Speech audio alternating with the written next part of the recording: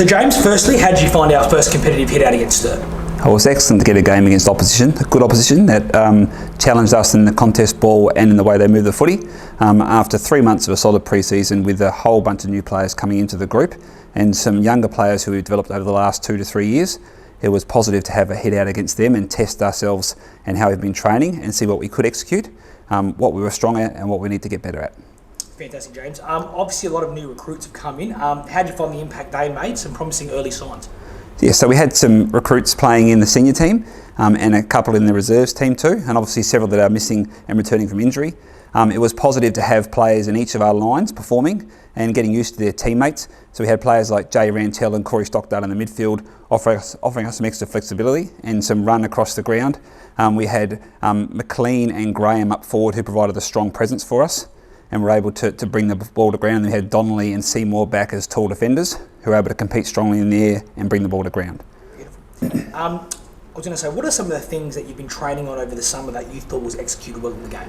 Yeah, so one of the key things for us was defending the ground and defending team in transition. So when the opposition get the ball, can we slow them down and stop them going from our forward 50 to their forward 50? And I thought when they had a held ball situation, we were really good at getting into position fast and able to stop them from hitting short kicks and chipping down the ground. Sturt are very strong in that area, so it was positive to be able to defend the opposition and stop the ball moving quite cleanly. The other thing is we had some good moments in contested possession situations. So we're a contest team and we were able to bring that out in certain parts of the game. In other areas during the game we got beaten by Sturt, but overall it was positive to see the good signs from the training during the pre-season. Obviously, first trial game, so a little bit of rustiness comes into that. What are we looking at? You know, where's ways to improve? Obviously, going into the next game against West Adelaide on Saturday. So no doubt, I think our ability to move the ball from our back half to our forward half will only improve. That's a big thing we've worked on quite strongly over the summer. You could see in the first game there's a bit of rustiness with movement, connection, even some of the skill execution, which is not normal once we've refined ourselves in under game situations. So definitely be able to move the ball from our back half to our forward half and then create more scoring opportunities.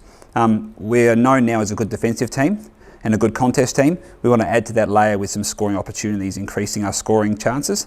And I think our ability to convert our inside 50s from more marks in that area will no doubt put us in better stead. Yep, well said. Obviously, heading into the Bloods game this week, we're missing some key personnel from the weekend. Can you give us an update on if we'd like to see like Nicky Roker, Matty Panos, how far Ben Jarvis and Lenny Pascal are away? So Benny Jarvis will return this week. Whether he plays in the reserves team or the seniors team will be determined at selection, but he's been training now solidly for about 3 to 4 weeks and is ready to go. Cam Tahini too had his first game in the reserves after several injuries during the pre-season and looks ready to go and put his name up for senior selection.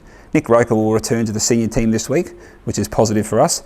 Then we've got a few like Declan Hamilton and Tristan Binder, who we think will be back for the last trial. Matt Panos, he's probably another couple of weeks away as he recovers from his hamstring injury. Obviously, Matt had a serious knee injury for 2021, so he's had a long layoff, and it's making sure that we manage his body correctly and his return to football correctly so that he's playing throughout the whole season for us and not re-injuring himself. No, beautiful. Thanks for your time, James. Really appreciate it. No, thanks, Joey.